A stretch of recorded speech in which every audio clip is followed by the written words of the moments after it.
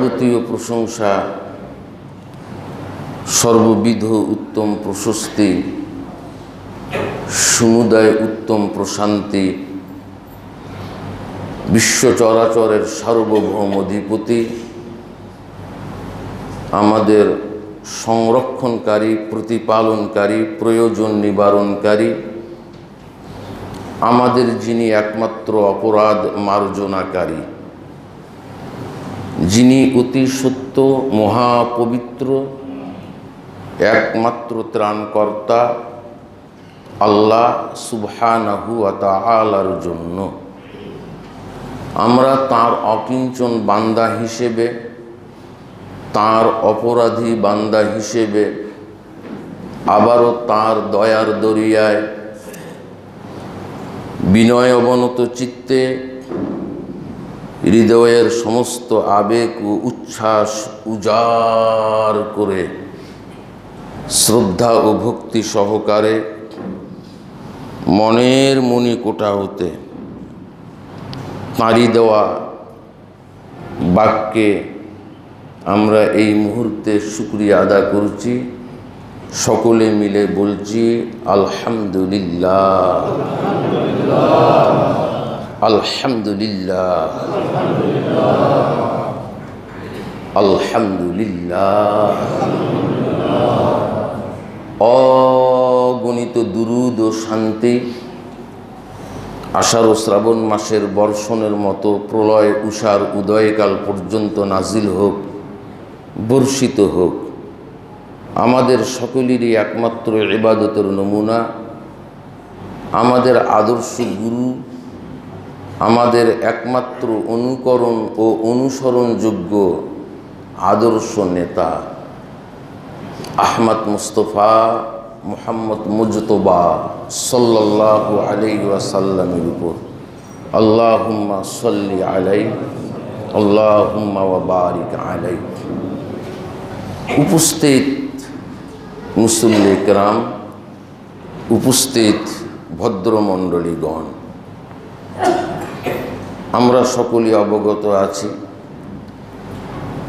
যে বিশেষ করে এই তো সপ্তাহখানেক আগে আমরা একটি মাস সিয়াম সাধনায় রত ছিলাম। বারবার ওই কথাগুলি বলতে ইচ্ছে হয় যে তারাবি, সাহরি, ইফতার, ইতিকাফ, লাইলাতুল কদর, সাদাকাতুল ফিতর, কুরআন তেলাওয়াত, তাসবিহ, তাহলিল, তাহমিদ, তাকবীর, তেলাওয়াতে কুরআন, সুবহে সাদিক থেকে সূর্যাস্ত পর্যন্ত আল্লাহরই হুকুমে বিরত থাকা ইত্যাদি ইত্যাদির মাধ্যমে আমরা আদম সন্তান, তাঁর বান্দা, এইভাবে করে একটি মাস সিয়াম সাধনায় আমরা ডুবেছিলাম। সিয়াম সাধনাকে গতও করলাম। এরপরে ঈদুল ফিতরের আমরা 2 রাকাত নামাজ বৃহৎ জামাতের সাথে আভিজাত্যের মান অভিমান ভুলে, আতরাফ ও আশরাফেদের ব্যবধান ভুলে, আমিরি ও গরিবের পার্থক্য ভুলে, বিভেদের দুর্লঙ্গ প্রাচীর ভেঙে চুরমার করে, বর্ণ বৈষম্যকে ঘুচিয়ে আমরা একই ইমামকে নেতা বানিয়ে একই ইমামের পিছনে মাথা নুয়াইলাম, মাথা উঠালাম।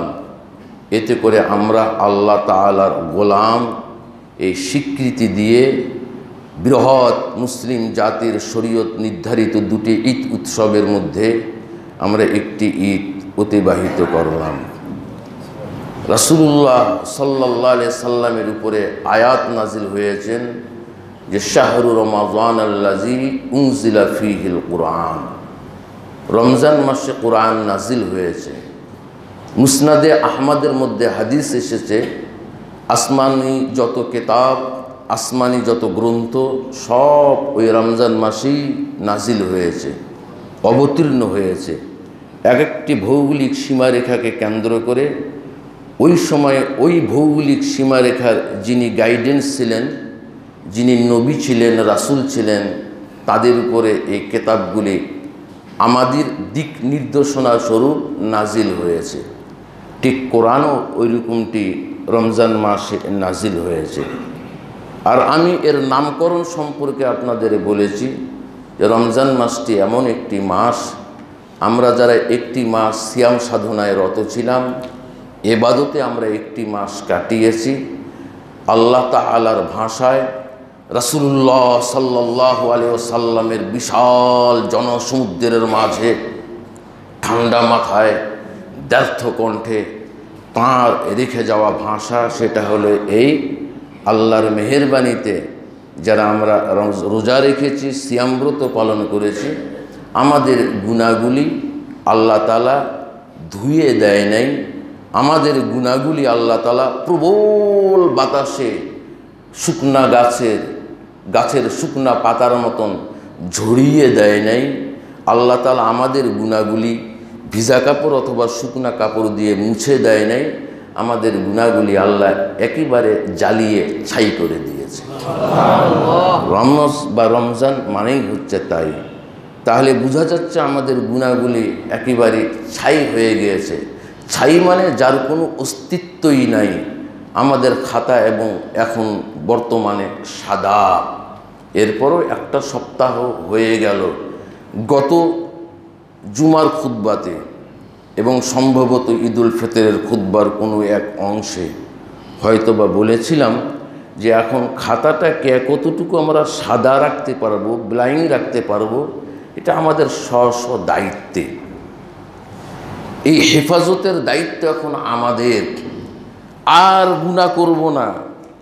রমজান মাসে যে সিয়াম সাধনায় ছিলাম, সারাদিন রোজা রাখার পর ক্লান্ত হয়ে আবার তারাবি জামাতের সহিত পড়েছি, লম্বা লম্বা সূরা দিয়ে পড়েছি।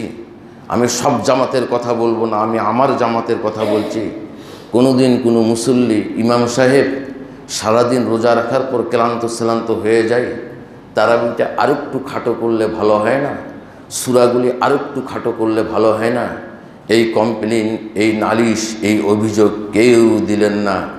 যেদিন যতটা পেরেছি আল্লাহর কালাম তারাবির নামাজের মাধ্যমে তেলাওয়াত করে আমি আপনাদেরকে শুনিয়েছি, আমি নিজেও পড়েছি, ধৈর্য ধারণ করে আপনারা শুনছিলেন। হয়তো এমনও মনোমানসিকতা মুসল্লি এখানে আছে, হয় আরেকটু লম্বা করলে আরেকটু ভালো হতো। তেলাওয়াত তো এমনি করি না, শোনারও সময় পাই না। তারাবিতে একটা মৌকা পাওয়া গিয়েছে, একটা সুযোগ পাওয়া গিয়েছে। এইভাবে করে আমরা যারা কাটিয়েছি, এখন একটু তওবা করি, আর যেন আমার গুনার খাতাতে, সাদা খাতাতে গুনাহ নামক কালো চিহ্ন যেন আর না পড়ে। এটাকে কতটুকু হেফাজত করতে পারবো, এই দায়িত্ব আপনার, এই দায়িত্ব আমার। তবে চেষ্টা করলে পারা যাবে। আরবিতে একটি কথা আছে, মান ওয়াজাদা ফাওয়াজাদা, যারা চেষ্টা করে আল্লাহ তাআলা তাকে উপায় করে দেন। চেষ্টা এখন আমাদের কাছে।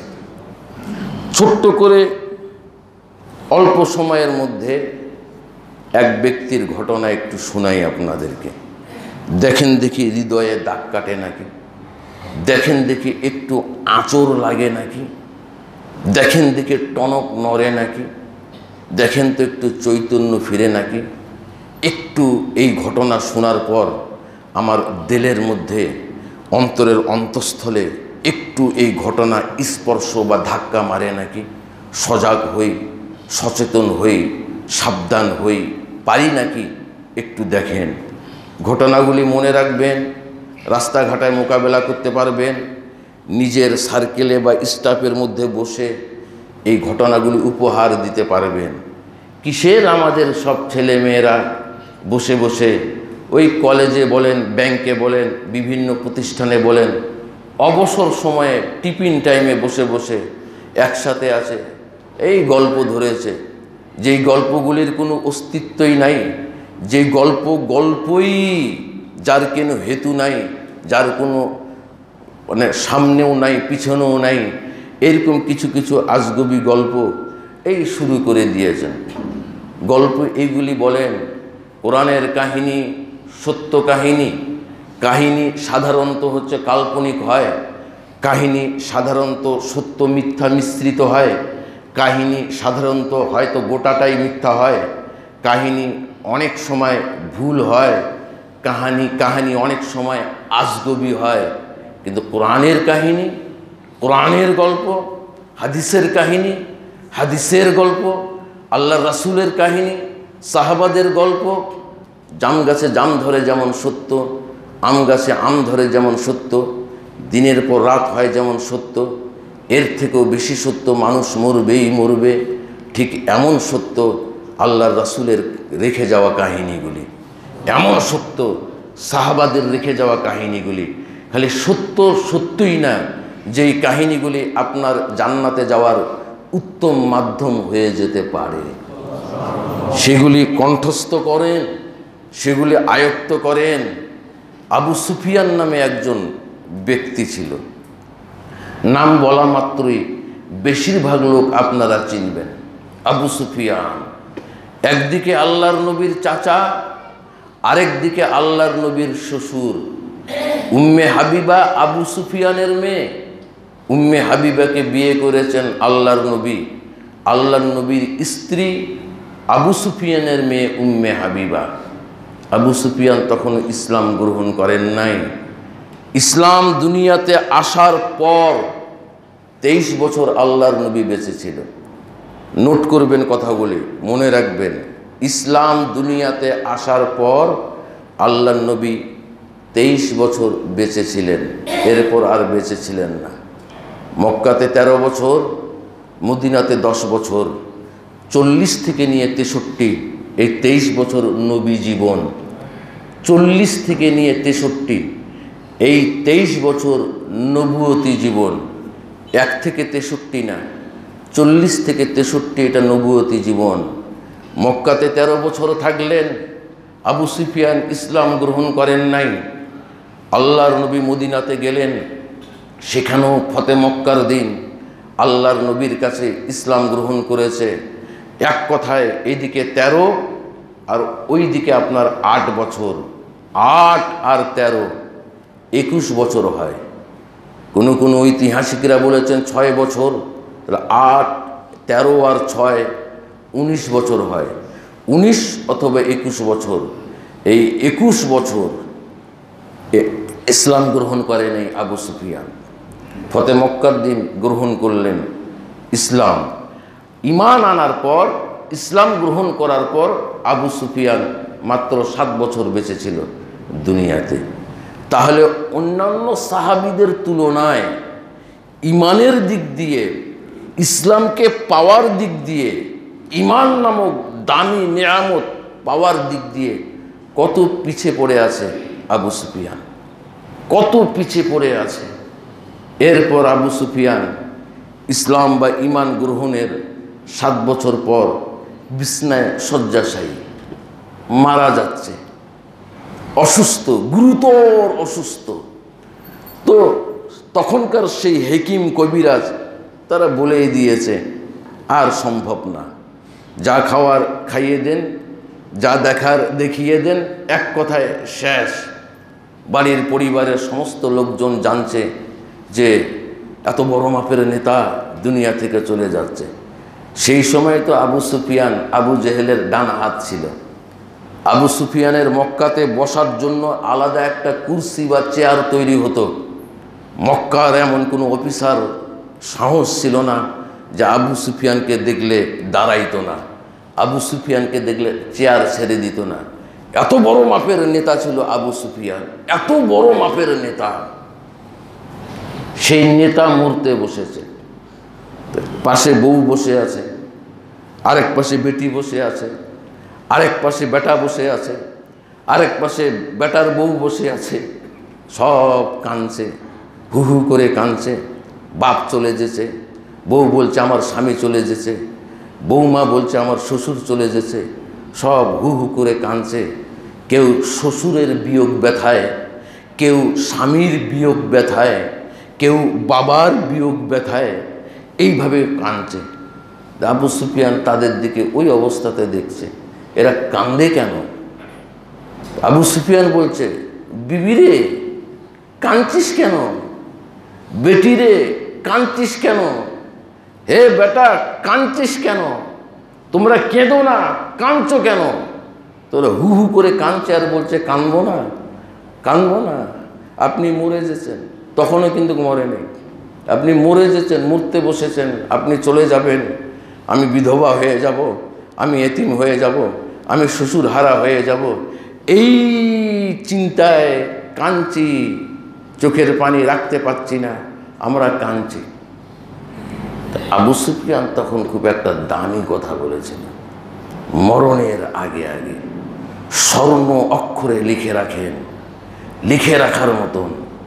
আমি জানি না আপনাদের কাছে লিখে রাখার মতন কিনা, তবে আমার কাছে খুব লিখে রাখার মতন। নোটবুকে লিখে রাখেন। আপনার একান্ত ব্যক্তিগত কোনো যদি ডায়েরি থেকে থাকে, তো ওই ডায়েরির সাদা পাতাতে এই লাইনটার স্থান দিবেন, আমি ইমাম হিসেবে পরামর্শ দিলাম। আবু সুফিয়ান সেই সময় কত একটা দামি কথা বলছে দেখছেন। 7 বছরের ইমানি জিন্দেগি। আবু সুফিয়ান বলছেন ফাইন্নী লাম ফাআতানতাফু ফাইন্নী লাম ফাআতানতাফু খতিআতিন মুনযা আসলামতু।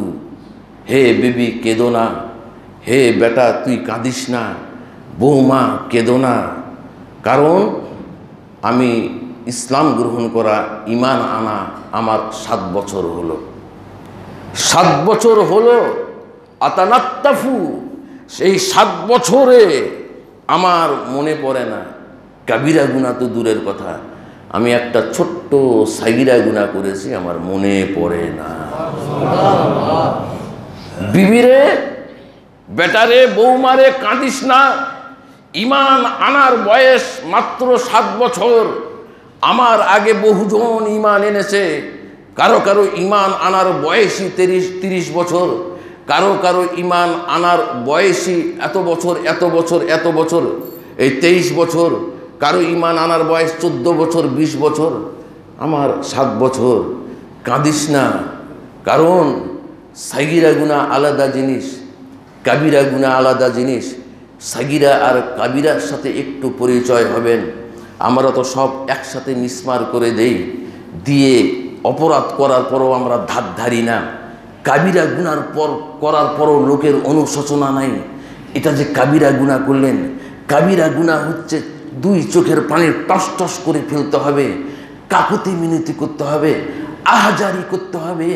একটা বিরাট অপরাধ করে ফেলেছেন, আপনার সাক্ষী এমনি 2টা থেকে 4টা সাক্ষী লাগে, সেই জায়গায় 8, 10টা 20টা সাক্ষী সব মজুদ, আপনার সামনে ফাঁসি হয়ে যেতে পারে। এরকম অপরাধ করে ফেলেছেন, জজের সামনে দাঁড়িয়েছেন, জজ বলছেন কিরে কি তোর মতলবটা কি? জজকে আপনি খুব কাকুতি মিনতি করে, মানে ওই যে আমাদের দেশে একটা প্রাণ ভিক্ষা বলে কথা আছে, ঠিক ওই রকম প্রাণ ভিক্ষা নেওয়ার জন্য কত কাকুতি মিনতি আর কত চোখের পানি। পরিবারের লোকও ওই জজের কাঠঘরের সামনে দাঁড়ানো অবস্থাতে দেখে, আপনার দৃশ্য দেখে, আপনার কান্না দেখে ওরাও এসে বলতেছে যে এই লোকটাকে জীবনে কোনোদিন কাঁদতে দেখি নেই, সেই লোকটা আজকে কাঁদছে। কত বাঁচার জন্য, কত মাফ চাওয়ার জন্য, ঠিক কাবিরা গুনাহ থেকে আল্লাহর কাছে রেহাই পাওয়ার জন্য, মাফ চাওয়ার জন্য খালি চোখের পানি না, ওইরকম আহাজারি, ওইরকম কাকুতি মিনতি। ওই যে আরাফার ময়দানে আপনার এইভাবে করে ওই মসজিদে নামেরাতে খুতবা যায় না? আরাফার ময়দানে মসজিদে নামেরাতে খুতবা হয়। ওই আরবিতে খুতবাটা যারা আরাফার ওই সামিয়ানের নিচে থাকে, ইমামকে দেখতে পাক আর না পাক, সাউন্ডটা আসলে এত মনোযোগ সহকারে শুনতে হয়। আপনি বাংলা ভাষী, আপনি তামিলি ভাষী, আপনি চীনা ভাষী, আপনি জার্মানি ভাষী, আরবি আপনি বুঝেন না, কিন্তু নিয়ম হচ্ছে আপনাকে এত তন্ময় হয়ে শুনতে হবে। আরেকটা লোক আপনার এই দৃশ্য দেখলে, মুভমেন্ট দেখলে, আপনার এই ফেস দেখলে ও মনে করবে লোকটা বোধহয় খুব আরবি বুঝে রে। আপনার শোনার স্টাইলটা হবে ঠিক ওইরকম। আপনি এমনভাবে কাকুতি মিনতি আহাজারি করবেন, এই মসজিদের ফ্লোরে এসে গড়াগড়ি করবেন, 2টা লোক দেখলে যেন বুঝতে পারে যে আল্লাহকে সামনে দেখে আল্লাহর কদম ধরছে এই লোকটা, আল্লাহর কদম ধরে পা ধরে মাপ চাইছে, মাফ করে দাও, মাফ করে দাও, এরকম দৃশ্য। এটা কাবিরা গুনাহ মাফের হচ্ছে পন্থা।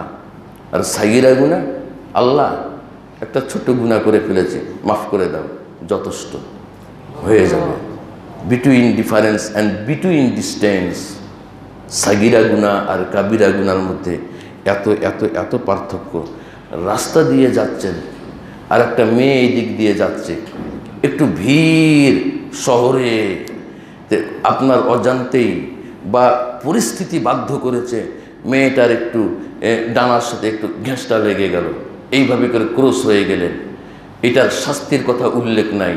এটা হচ্ছে সাগীরা গুনাহ। এটার শাস্তির কথা উল্লেখ নাই, এটা হচ্ছে সাগীরা গুনাহ। মার্কেটে গিয়েছেন, পরিস্থিতি বাধ্য করেছে, এমনিতেই একটা মেয়ে লোকের দিকে আপনার চোখ চলে গিয়েছে, চোখটা নামাইলেন, তবে ফেস দেখে ফেলেছেন মেয়েটা কতটুকু সুন্দর, মেয়েটা ফর্সা না কালো, দেখে ফেলেছেন, এটা আপনার হচ্ছে সাগীরা গুনাহ। এটার জন্য স্পেশালিস্টভাবে কোরআন ও হাদিসে কোনো শাস্তির কথা নাই। তবে শাস্তির কথা আছে কোনটা? কেউ যদি নেশা করে, নেশা, মদ্যপান করে, নেশা করে, ওই অবস্থাতে যদি সে মারা যায়, রাসূলুল্লাহ সাল্লাল্লাহু আলাইহি সাল্লাম বলেছেন, লক্ষ্মী পূজা যে করলো, দুর্গা পূজা যে করলো, সরস্বতী পূজা যে করলো, কালী পূজা করলো, কিয়ামতের মাঠে জাহান্নামে দেওয়ার জন্য এদেরকে যেই কাতারে দাঁড়া করাবে, ঠিক মদখোরকেও নেশা করতে করতে যে দুনিয়া থেকে চলে গিয়েছে, পেটে শরীরে নেশার ক্রিয়া নিয়ে যারা গিয়েছে, তাদেরকে ঠিক ওই মূর্তি পূজকদের সাথে আল্লাহ হাসর নাসর করবে। এটা চারটিখানি কথা না, এটা চারটিখানি কথা না। এটা হচ্ছে কাবিরা গুনাহ, এটা হচ্ছে কাবিরা গুনাহ।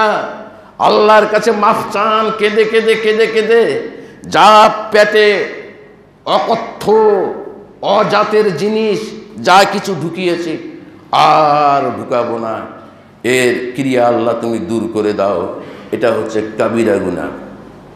আর কোনটা কাবিরা গুনাহ? সুদ যে খাবে, নেবে, দেবে, সুদের কারবার, ইস, ছি ছি ছি ছি ছি ছি ছি ছি, গোটা দেশ সিংহভাগ সুদে ভরপুর হয়ে গিয়েছে। শহর তো শহর দূরের কথা, যেই গ্রামগুলাতে সাইকেল নিয়ে যাওয়া যায় না, একটু বর্ষা হলে যেই গ্রামে পল্লী অজ পাড়াগাঁও, যেই গায়ে খালি পায়ে স্যান্ডেল পরে আপনার একটু বর্ষা হলে যাওয়া যায় না, সেই অজ পাড়া গায়ের শেষ বাড়ির যে দরজাটা, ওইখানেও হচ্ছে সুদ ঢুকে গিয়েছে, ওইখানেও সুদ পৌঁছে গিয়েছে। সুদ নাই কোথায়? সুদ দেদার সে নিচি দিচি, নিচি দিচি। ছেলের বিয়ে ঠিক হয়েছে, মেয়ের পক্ষ থেকে বলছে, ঘটক সাহেব বসে আছে, ছেলের বাপ বসে আছে, ছেলের বড় দুলাভাই বসে আছে, আরো গণ্যমান্য দু চারটা এলাকার, ওরা বলে গণ্যমান্য দু চারটা বসে আছে, আমি গণ্যমান্য বলি না, ওরা বলছে গণ্যমান্য দু চারটা লোক বসে আছে। এবার আলাপ আলোচনা চলছে, হঠাৎ করে মেয়ের পক্ষের লোক বলে উঠল যে সবই ঠিক আছে, তো হঠাৎ করে শুনলাম ছেলে নাকি কিছু করে না, ছেলে নাকি কিছু করে না। ছেলের বড় দুলাভাই গেল রেগে, ঘটকও গেল রেগে। দুলাভাই বলছে যে ফালতু কথা বলবেন না, ফালতু বলে কথা, ফালতু কথা বলবেন না। কে বলেছে ছেলে কিছু করে না? কি করে ছেলে? কেন? সুদে টাকা খাটায়। 1 লাখ টাকা দেওয়া আছে, 50,000 টাকা দেওয়া আছে, 20,000 টাকা দেওয়া আছে, সন্ধ্যা হলে সব ইন্টারেস্ট উঠায়। কে বললো কিছু করে না? করে তো, ওইটা বলে করে। ছি ছি ছি ছি ছি ছি ছি, আস্তাগফিরুল্লাহ, আস্তাগফিরুল্লাহ। আপনি ক্রেডিট মনে করছেন? সুদে টাকা খাটিয়ে একটু টাকা হয়েছে, ওই টাকা দিয়ে কাতলা মাছের মাথা খেয়েছেন আপনি। আপনি মনে করছেন যাক, ওই কাতলা মাছের মাথা খেয়ে, ওই মুরগির রান, ওই টাকা দিয়ে মুরগির রান খেয়ে হাত ধুয়ে একটু মুখটা মুছে ফের বলছে কি আলহামদুলিল্লাহ। আহাম্মক কোথাকার, লাথি মারে তোর মুখে, একবার দুইবার না, অসংখ্য ফেরেশতা তোর মুখে লাথি মারে। খবরদার, যা গুনাহ করেছিস করেছিস, আলহামদুলিল্লাহ বলে আর গুনাহ করিস না। সুদের টাকা দিয়ে কোনো কিছু খেয়ে যদি আলহামদুলিল্লাহ বলেন, ডবল গুনাহ হবে। সিঙ্গেল গুনাহ পর্যন্ত থাকেন। আমি আতিকুর রহমান বিন বর্ধমানে বলছে যে সুদে টাকা খাতায় করে তো আল্লাহর নবীকে আল্লাহ জানিয়ে দিলেন, বলে দাও আহা, বলে দাও। বলতেই ঠোঁটটা কাঁপছে আমার। ছেলেটার যখন বিয়ের বয়স হবে, ডানে বামে কোনো মেয়ের দিকে তাকাবে না। একটা যুবক ছেলের যখন বিয়ের বয়স হবে, ডানে বাঁকে কোনো মেয়ের দিকে বিয়ে করার জন্য তাকাবে না। বাড়িতে যদি তার মা থাকে, ছি ছি ছি ছি ছি, ঠোঁটটা কাঁপতেছে। বিশেষ কারণে বলা, ওর মাকেই বিয়ে করে নিয়ে বলবে, মা ঘরে আয়, তুই এখন আমার বউ, দিয়ে ঘরে ঢুকিয়ে খিল লাগিয়ে দিয়ে একবারে বিছনাতে যাবে। এটা যতটা গুনাহ, এর থেকেও বেশি গুনাহ সুদ খাওয়া, দেওয়া, নেওয়া, এতটা গুনাহ। এটা কাবিরা গুনাহ। এটা যে কোন কান্না দিয়ে মাফ হবে, এই সুদটা কোন কান্না দিয়ে মাফ হবে আমি জানি না। তবে চোখের পানি ফেলতেই থাকেন, কান্না করতেই থাকেন। এটা হচ্ছে কাবিরা গুনাহ। আর কোনটা কাবিরা গুনাহ? অন্যায়ভাবে কাউকে হত্যা করা, মার্ডার করা। একজন অন্যায়ভাবে কাউকে মার্ডার করে দিলেন, হত্যা করে দিলেন, নির্দোষ। যে মরছে, যাকে মারছেন, যে মরছে, আপনাকে কোনোদিন দেখে নাই, আপনাকে চেনে না, জানে না। হে শিক্ষিত সমাজ, একটু ভালো করে বুঝেন বক্তব্যটা। এটা রাসূলুল্লাহ সাল্লাল্লাহু আলাইহি ওয়াসাল্লাম 1450 বছরেরও বেশি আগে বলে গিয়েছেন। যাকে মারছেন, ও একবার আপনার দিকে খুব অবাক দৃষ্টিতে তাকাচ্ছে, অবাক দৃষ্টিতে। এই লোকটা কে, কেন আমাকে মারছে বলতে পারছে না। আর যেই লোকটা মারছে, ও জানে না যে কেন একে মারছে। কথাটা বুঝেছেন আমার? যিনি মারছেন উনিও জানে না যে ইনাকে কেন মারছি আমি। এরকম কি হয়? একটু হুহা করবেন, একটু সাহস দিবেন আমাকে। যিনি মারছেন উনিও জানে না যে কেন মারছি, কোন দোষে মারছি। আর যে মরতে বসছে, ও জানে না যে এ আমাকে কেন মারছে। এই গুনাহ কাবিরা গুনাহ। এটা কোন কান্না দিয়ে যে মাফ হবে আমি জানি না। একজনকে আপনি খালি বলবেন, আয় রে জুয়া খেলি। জুয়া আছে তো নাকি? জুয়া নামক একটা খেলা আছে তো। খেলাটা কি আমি জানি না, তবে আমি জানি জুয়া নামক একটা খেলা আছে। জুয়া আসেন, জুয়া খেলি। ও তখন বলল, না ভাই আমি যাব না। যা। এই যে আপনি ডেকেছেন, নিয়েও যান নাই, খেলানো নাই, খালি ডাকার অপরাধে 40 দিন পর্যন্ত আপনার ইবাদত কবুল হবে না। আপনি ডাকলেন কেন ওকে? এই কথাটার ক্রিয়া সামনের দিকে এত দৌড় দেয়,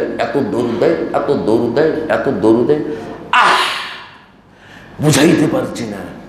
এইখান থেকে ব্ল্যাকবোর্ডে লেখা আছে, 1 line, 2 line, 3 line, 4 line, 5 line, 6 line, 7 line, 8 line, 10 line লেখা আছে। চক দিয়ে ব্ল্যাকবোর্ডে লেখা আছে। একটা বাচ্চার ডাস্টার হাতে দিয়ে বলছেন, নিচ থেকে মিশা।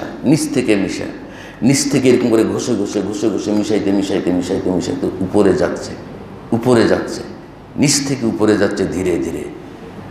আর আসেন জুয়া খেলি, এই বাক্য নামক ডাস্টারটা সামনের দিকে, আপনার ইবাদতের সামনের দিকে এতটা অগ্রসর হয়, আপনার সামনে 40 দিন যা কিছু ইবাদত করেন না কেন, ওই অ্যাডভান্স আগেই মিশিয়ে দেয়, আগেই মিসমার করে দেয়। এগুলো হচ্ছে কাবিরা গুনাহ। আর কোনটা কাবিরা গুনাহ? কোনটা কাবিরা গুনাহ? আরেকটা কাবিরা গুনাহ চোখ দিয়ে দেখিয়ে দেই। এই কাবিরা গুনার কথা যতগুলা বললাম, এই শ্রেণীর সমস্ত লোক হচ্ছে চলমান জাহান্নামী। লিখে নেন আতিকুর রহমান বিন আবু তাহের বর্ধমানী দ্ব্যর্থ কণ্ঠে। আজকের জুমার খুতবাতে আপনাদের সামনে খোলামেলাভাবে বললাম। আর অনুরোধ মানুষের সামনে, যদিও আমি খুব কম করি, আবারও অনুরোধ করে বলছি, যাকে ইচ্ছা তার কানে এই কথাগুলো হচ্ছে পৌঁছান। এরা হচ্ছে চলমান জাহান্নামী। চলমান জাহান্নামী। ওই যে আল্লাহ রাসূল বলেছে চলমান জান্নাতে দেখতে চাও, এক্ষুনি একজন এসে মজলিসে বসবে। একজন আনসারি এসে বসলো, উজু করে টপ টপ করে দাড়ি দিয়ে পানি পড়ছে, জুতা দুইটা বগলে নিয়ে বসলো। আল্লাহ রাসূল সাল্লাল্লাহু আলাইহি সাল্লাম বলল, এ হচ্ছে আমার চলমান জান্নাতি সাহাবী, চলমান জান্নাতি সাহাবী। আর চলমান জাহান্নামী দেখতে চাও, এরা হচ্ছে চলমান জাহান্নামী। আর চলমান জাহান্নামীকে মায়ের বয়স 70 বছর, বাবার 78 বা 80 বছর বয়স, বা মায়ের বয়স ধরেন 65 বছর, বাবার বয়স 70 কি 72 বছর, 3 বেটা বেটি সব আছে, 3 বেটার 3টা বউ বাড়িতে, 3 বেটা মৌজুদ। এরপরও ওই বাবাকে 72 বছর, 70-72 বছরের আমার বৃদ্ধ বাবাকে এখনও হচ্ছে ওই আধামন ধান সাইকেলের কেরিয়ারে নিয়ে এখনও ভাঙতে যেতে হয়, ভেঙে আসে। আর আমার মাকে এখনও ওই 70, 65, 66 বছরের বৃদ্ধা মাকে এখনও ওইরকম করে হাত পুড়িয়ে পুড়িয়ে রাঁধতে হয়, হাত পুড়িয়ে পুড়িয়ে ধান সিদ্ধ করতে হয়, হাত পুড়িয়ে পুড়িয়ে বাবার জন্য রাঁধতে হয়। আর বাবাকে এখনও ওই ভাঙা সাইকেল নিয়ে বুড়া হয়ে গিয়েছে, কখন যে রাস্তায় পড়ে থাকে, কখন যে পড়ে যায়, তাও হচ্ছে বাধ্য যেতে হয়। 3 বেটা, 3 বেটার বউ, এরা আরামে সংসার করছে, খাচ্ছে, আর মা হাত পুড়িয়ে পুড়িয়ে রাঁধছে। ইস, এই 3 বেটাই হচ্ছে চলমান জাহান্নামী। It is my open challenge, challenge, challenge. এই 3 বেটাই হচ্ছে চলমান জাহান্নামী। ভিআইপি প্যাকেজে 10 বার হজ করেও কোনো লাভ নাই, এরা হচ্ছে চলমান জাহান্নামী। এটা কোন কান্না দিয়ে যে আল্লাহ মাফ করবে জানি না। মা বাবাকে যে কষ্ট দেয়, এইভাবে করে বউকে নিয়ে যে আলাদা এইভাবে করে খায়, কলা ছিলে খাবি, চোচা মায়ের সামনে ফেলবি না, ছাল চুপ করে যায় ফেলবি। বুড়ি দেখলে ফের বলবে, বৌমা বেটা কলা এনেছিল, বুড়ি বলে। এক কথাতেই আপনার জাহান্নাম চলমান জাহান্নামী হওয়ার জন্য একটা কথাটাই যথেষ্ট হয়ে গিয়েছে, সাবধান হয়ে যান। কষ্ট দেওয়া তো দূরের কথা, মাও শুনে নেই কথাটা। কোনোদিন কি বলেছেন? আপনার বউ যদি কোনোদিন বলে থাকে যে বুড়িটা খেতে চেয়েছে, বুড়িটা খেতে চেয়েছে, বুড়িটা কে রে? বলছে তোমার মা। বুড়িটার ফেলে ঢং ঢাং জানো না, ওকে বলে এখন বলে এই পুঁটি মাছের ঝোল খেতে মনিয়েছে বুড়িটাকে। তো তুমি বলো বলবে তো মা বলেছে। এরপরও আপনি চলমান জাহান্নামী। আপনি কেন আপনার বউয়ের গালে একটা থাপ্পড় দিতে পারলেন না? আপনার সামনে আপনার মাকে যে বুড়ি বলল, 10 মাস 10 দিন যখন পেটে ধরেছিল, আপনার মা কাঁদছিল। ভাত খেতে খেতে আপনি যখন কোলে পায়খানা করে দিয়েছিলেন, আপনি বুকে যখন শুয়েছিলেন, দুধ খেতে খেতে যখন বুকে আপনি পেশাব করে দিয়েছিলেন, পায়খানা করে দিয়েছিলেন, কই আপনার মা তো আপনাকে ফেলে দেয় নাই যে এক্ষুনি তোকে পায়খানা করতে হবে। ভাপ করে শব্দ হয়েছে পায়খানা করার, আশেপাশে বাপ বলেছে আপনি বলেছেন চুপ করো, পায়খানা করতে দাও। ওই অবস্থাতেই হচ্ছে খেয়েছে, পায়খানা করতে দাও, পায়খানা করতে দাও। সেই মা আজকে আপনার কাছে বুড়ি হয়ে গেল। আহা, আপনি চলমান জাহান্নামী।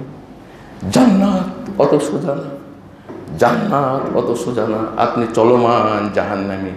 এগুলি কাবিরা গুনাহ। আবু সুফিয়ান বলছে, আমি 7 বছরে, কাবিরা তো দূরের কথা, একটা ছোট্ট সাগিরা গুনাহ করি নাই। বেটি কান্দিস না, বেটা কান্দিস না, বৌমা কান্দিস না। 7 বছর ঈমান আনার পর আমি এমনভাবে তওবা করেছি, আল্লাহর কাছে এমনভাবে তওবা করেছি, পাস্ট ইজ পাস্ট। আগে যা হয়েছে হয়েছে।